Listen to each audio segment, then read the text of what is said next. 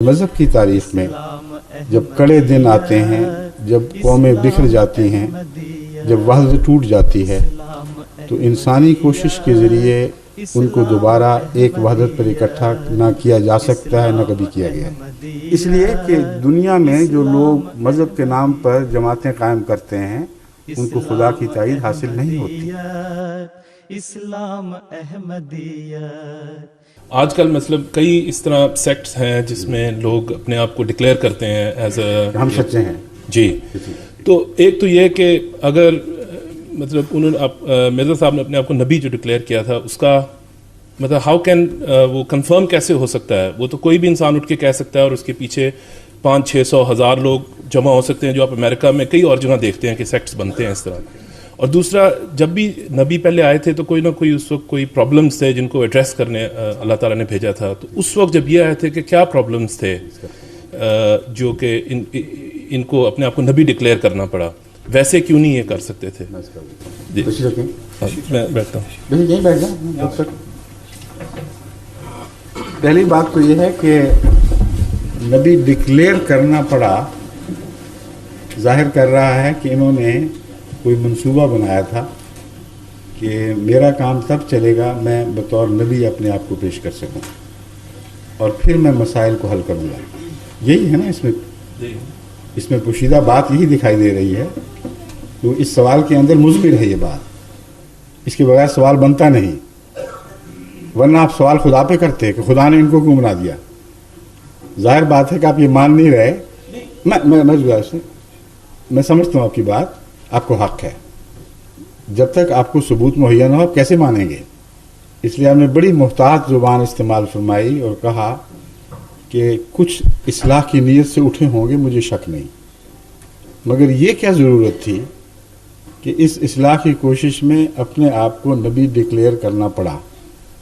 Number ایک بات۔ Number دو، وہ اصلاح کی کوشش تھی کیا جس کے لیے آپ نے کوئی ارادہ باندھا تھا؟ یہ دو شاخیں ہیں آپ کے سوال کی، درست ہے؟ جی۔ جہاں تک ضرورت اصلاح کا تعلق ہے، آپ نے اس سلسلے میں ایک بات پہلے کہی جو تمہید کے طور پر تھی کہ دنیا میں بہت سے فرقے ہیں مذاہب کے، ہر ایک اپنے آپ کو سچا کہہ رہا ہے، یہ بھی فرمایا تھا نا آپ نے، درست۔ تو اس پس منظر میں میں آپ سے یہ گزارش کروں گا کہ نبی آپ کو ضرورت نہ بھی ہو اپنے آپ کو نبی کہنے کی، اس صورتحال میں خدا کو ضرورت تھی کہ امت مسلمہ کی اصلاح کے لیے جس کو بھیجتا اس کو کمیشن بنا کر بھیجتا، اور یہ ضرورت قرآن اور احادیث سے ثابت ہے کہ جب زمانہ بگڑ جائے، جب امتوں کی وحدت ٹوٹ کے پارا پارا ہو جائے، جب یہ دعوے ہر طرف سے اٹھنے لگیں کہ ہمارا فرقہ ہی سچا ہے اور باقی سب جھوٹے ہیں، تو یہ ساری آوازیں انسانی آوازیں ہوتی ہیں اور انسانی سوچ کے برتے پر اٹھتی ہیں، انسانی فکر کا نتیجہ ہوتی ہیں۔ جتنی بھی تحریکات آج عالم اسلام میں جاری ہیں زندگی کی، ان میں سے ایک نے بھی یہ نہیں کہا کہ مجھے خدا نے بنایا ہے اور مجھے خدا نے مقرر فرمایا ہے، اور ان کے ساتھ جتھے ہوتے ہیں جیسا کہ آپ نے بیان کیا، اور وہ جتھے اس آواز کو طاقت دیتے ہیں۔ مگر کیا امر واقعہ نہیں ہے کہ مذہب کی تاریخ میں جب کڑے دن آتے ہیں، جب قومیں بکھر جاتی ہیں، جب وحدت ٹوٹ جاتی ہے، تو انسانی کوشش کے ذریعے ان کو دوبارہ ایک وحدت پر اکٹھا نہ کیا جا سکتا ہے، نہ کبھی کیا گیا ہے؟ کیونکہ انسانی اختلاف ایک دوسرے سے انسانی بنیادی حق کی بنا پر ہے کہ تمہاری مرضی تم یہ نتیجہ نکالو، میری مرضی میں یہ نتیجہ نکالتا ہوں، تم قرآن کی آیتوں کو یہ سمجھتے ہو، میں وہ سمجھتا ہوں۔ اب یہ جھگڑا ایسا ہے جو قرآن کے حوالے سے ہو یا حدیث کے حوالے سے ہو، وہ کبھی منطقی نتیجے تک نہیں پہنچ سکتا، اور ہر شخص کا ایک دعویٰ ہے، اس سے زیادہ اس کی کوئی حیثیت نہیں۔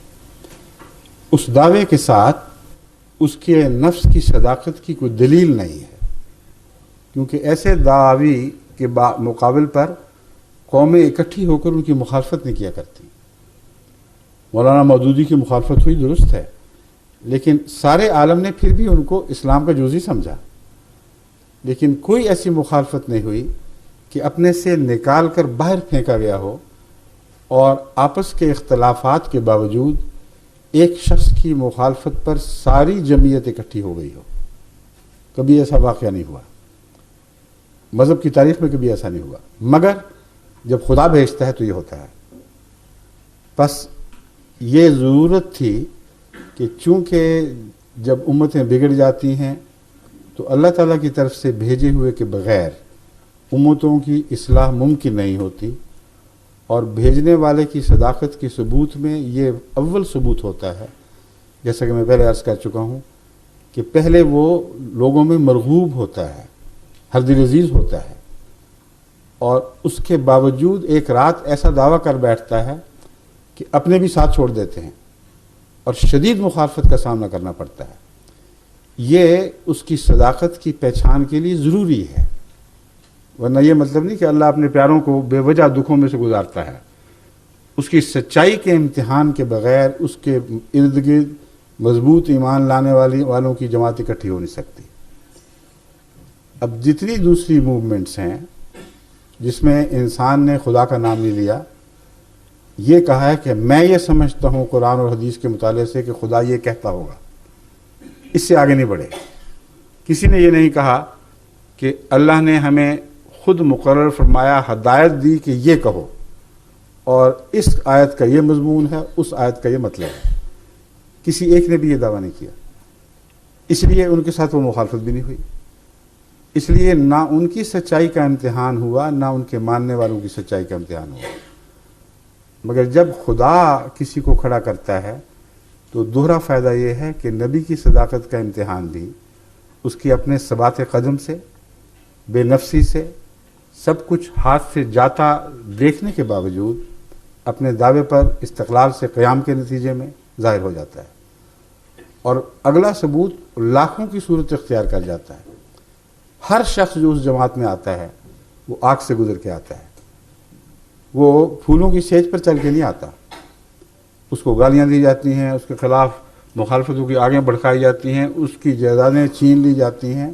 بسا اوقات ماں باپ اس کو اپنے حق کے وراثت سے محروم کر دیتے ہیں.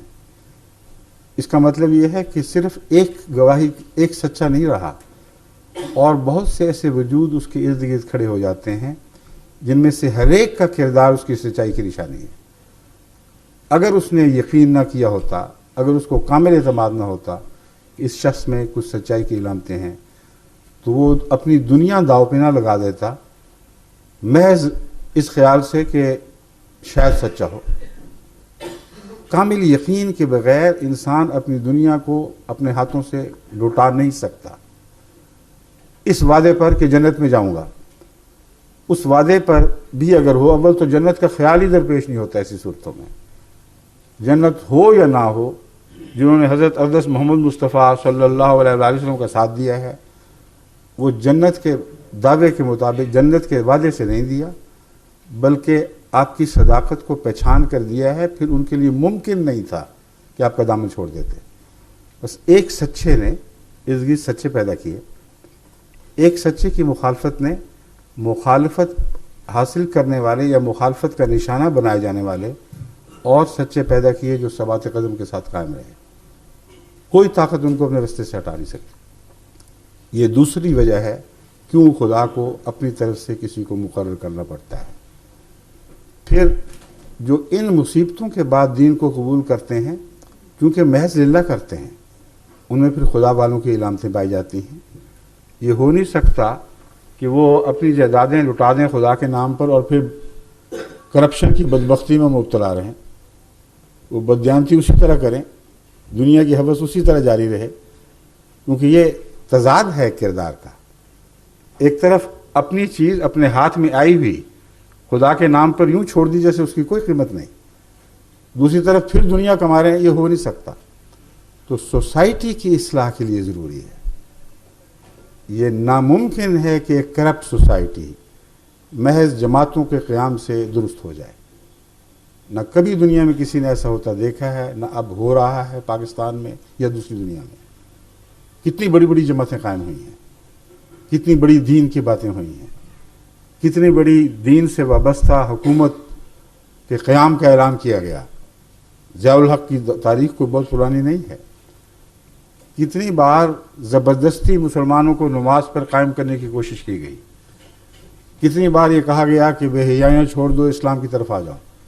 اب تمہارا قانون تمہیں اجازت دیتا ہے کہ جس طرح چاہو اسلام پر عمل کرو. اور پھر قانون نے پوری حفاظت دی. کیا آج سے 10 سال پہلے کا دیانتداری کا معیار پاکستان کا وہی تھا جو آج ہے؟ کیا یہ پریسپیس سے نیچے نہیں گر چکا؟ کیا تیزی کے ساتھ سارا ملک بد اخلاقی اور بے حیائی میں اس طرح بگٹٹ نہیں دوڑ رہا جیسے کسی پہاڑی کی چوٹی سے کسی کو نیچے پھینک دیا جائے؟ یہ کیسے رک سکتے ہیں؟ نہ رک سکتے نہ رکے.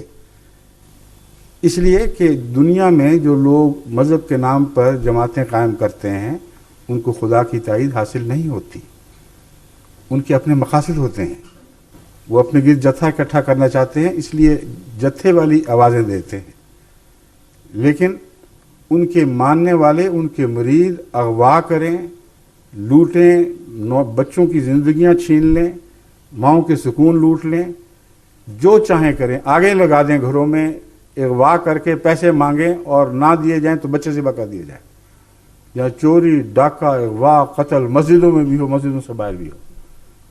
وہاں مولوی کو نیند کیسے آ رہی ہے؟ اس کا صبر اور سکون لوٹا کیوں نہیں؟ صاف ظاہر ہے کہ یہ سارے خدائی کے دعوے دار ہیں. ان کی مانو گے، ان کے سامنے سر جھکاؤ گے تو تمہیں اجازت ہے جو چاہو کرتے پھرو، تمہارے اسلام کو کوئی گزر نہیں. ہم تمہارے اسلام کی حفاظت کریں گے. کون ہوتا ہے تمہاری طرف ٹیڑھی آنکھ سے دیکھنے والا؟ مگر ہمیں نہ چھوڑنا. ہمارے فرقے کو چھوڑا تو پھر ہم تمہیں سبق سکھائیں گے، ورنہ نہیں. بس ہر فرقے کے امام نے اپنے فرقے کے لوگوں کو عملاً جو ہر قسم کی کھلی چھٹی دے دی ہے، اس کے نتیجے میں اسلام کا نام صرف نام ہے. وہاں حقیقت اسلام موجود ہی نہیں ہے. حقیقت اسلام موجود ہو تو تقویٰ دکھائی دے، بازاروں کے حالات بدل جائیں، انسان دوسری عورت پر بری نظر اٹھانے کے تصور بھی نہ کرے، بچے اغوا کرنا اور قتل کرنا. کون سا اسلام سکھاتا ہے یہ؟ جن سربراہوں کے پیچھے یہ لوگ ہیں انہوں نے کبھی نوٹس لیا؟ کبھی وہ نکلے ہیں گلیوں میں کہ ہم یہ نہیں ہونے دیں گے؟ اس لیے کہ وہ گلیوں میں نکلیں کہ نہیں ہونے دیں گے تو وہی ماننے والے ان کے پیچھے پتھر لے کے پڑ جائیں گے. ان کی آواز پر لبیک صرف اس وقت کہا جاتا ہے جب بدی کی طرف ان کو بلاتے ہیں، جب لوگوں کے مال لوٹنے کے لیے طرف بلاتے ہیں، جب آگے لگانے کی طرف بلاتے ہیں تو لبیک لبیک کہہ کے ساری قوم ان کے گرد اکٹھی ہو جاتی ہے. کیا کبھی خدا کے کسی رسول نے اس نام پر لوگوں کو اپنے گرد اکٹھا کیا تھا کہ آؤ میں تمہیں بلاتا ہوں کہ سب کے گھروں کو آگے لگا دو، بچوں کو اغوا کر لو، ان کو لوٹو، یتیموں کی جائیدادیں کھا جاؤ، بیواؤں کے اموال لوٹ لو، جھوٹے مقدمے کرو اور دن رات دنیا کی فکر رہے جائیدادیں بنانے کی، اور سیاست بھی کرو تو مسلسل جھوٹ کی سیاست کرو. عدالتوں میں جاؤ تو جھوٹ سے مسلح ہو کر جاؤ، ورنہ تمہارا کوئی امن نہیں. یہ اسلام ہے. اگر یہ نہیں ہے تو آپ کھلم کھلا دیکھ سکتے ہیں. یہ بنیادی فرق ہے. جب تک خدا کی طرف سے کوئی مقرر ہو کے نہ آئے، اس کا نام نبی رکھیں یا غیر نبی رکھیں، خدا کی طرف سے ایک آنے والا لازم ہے، اس کے بغیر سوسائٹی کی اصلاح ہو نہیں سکتی. اور قربانیوں سے رستوں سے گزارے بغیر کوئی قوم دوبارہ زندہ نہیں ہوا کرتی. یہ وہ فرق ہے جو آغاز ہی میں ہم نے دیکھا. ایک سیاسی صورتحال کے موازنے کے طور پر میں آپ کے سامنے رکھتا ہوں. کانگریس نے لمبے عرصے تک محنت کی تھی اور مسلم لیگ میں وہ اس محنت کا فقدان تھا. کوئی ایسی لمبی تاریخ ان کی نہیں تھی. جب دو ملک قائم ہوئے ہیں تو ان کا ملک فوراً منظم ہوا ہے اپنے آئیڈیلز کے گرد اور ان کو قائم رکھا. لیکن پاکستان دیکھتے دیکھتے اکھڑ گیا ہے اپنی منزل سے. اس کی وجہ یہ ہے کہ وہاں قائد اعظم کو اللہ تعالیٰ غریق رحمت فرمائے، اس ایک انسان کی سچائی تھی، اس کا عزم تھا، جس نے غیر کے سامنے سر جھکانے سے انکار انکار کیا اور آخر دینی مخالفتوں کے باوجود پاکستان کو بنا لیا. اب کیا ہے، اب وہ تجربہ کار، وہ محنت کرنے والے جنہوں نے پاکستان کمایا تھا وہ تو نہیں ہے، لیکن جنہوں نے سارا زور لگا دیا تھا کہ پاکستان نہ بنے وہ ملک پہ قابض ہو چکے ہیں، اور دین کے نام پر. تو یہ کھیل ہے، تماشا ہے، یہ حقیقت ہے. ان باتوں کو پہچاننے کے لیے کسی تحریری دلیل کی ضرورت نہیں ہوا کرتی، ایک نفس کی اندرونی دلیل ہے جسے قرآن کریم بینہ فرماتا ہے. ہر نفس کو خدا نے قوت بیان عطا کی ہے، یعنی بولنے کی نہیں بلکہ تمیز کرنے کی قوت. اور اس قوت کے حوالے سے آپ ہمیشہ سچ کو جھوٹ سے ممتاز کر کے دیکھ سکتے ہیں. بس لمبی تفصیلی بحث کی بجائے جو بہت وقت چاہے گی، میں حضرت مرزا صاحب کے متعلق یہ عرض کر دوں کہ آپ اس ٹیسٹ پر پورے اترے ہیں جس پر پہلے انبیاء پورے اترتے آئے ہیں. آپ ہندوستان کی سب سے زیادہ اس زمانے میں غیر مولویوں میں سب سے زیادہ مرغوب شخصیت تھے، اور لوگوں کی نظریں آپ پر اٹھ رہی تھیں. ہندوستان کے طول و عرض سے آپ کی تعریف میں مقالے لکھے جا رہے تھے. ایک رات آپ پہ کیا گزری کہ سب کچھ اپنے ہاتھ سے چھوڑ دیا. سب سے بدترین انسان کے طور پر دنیا کی نظر میں آپ نے سر اٹھایا ہے، اور پھر خدا نے ان کو نہیں چھوڑا. پھر جماعت ارد گرد جمع ہونی شروع ہوئی سخت مخالفتوں کے باوجود. آج بھی یہی ہو رہا ہے. تو یہ اصلاح کا ایک ہی طریق ہے، ایک ہی نسخہ ہے جو خدا نے آدم سے لے کر آج تک ہمیشہ استعمال کیا تو اصلاح کی ضرورت اٹھی. ویسے ڈاکٹر آپ بہتر جانتے ہیں کہ جو نسخہ تجربے میں آیا ہوا ہو اسی کو انسان دہراتا ہے. جو نسخہ تجربے سے ناکام ثابت ہوتا چلا جائے اس کو کبھی کوئی معقول ڈاکٹر اٹھا کے اپنے مریضوں کی زندگی برباد نہیں کرے گا.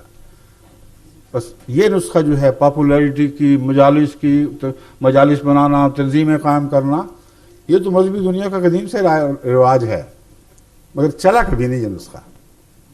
اصلاح کا نسخہ وہی ہے، قربانی کے رستوں سے آؤ گے، جو کچھ ہاتھ میں ہے لوٹاتے ہوئے آؤ گے، پتھر کھاتے ہوئے آؤ گے، پھر خدا کی طرف سے تم لوگوں پر پھول برسائے جائیں گے.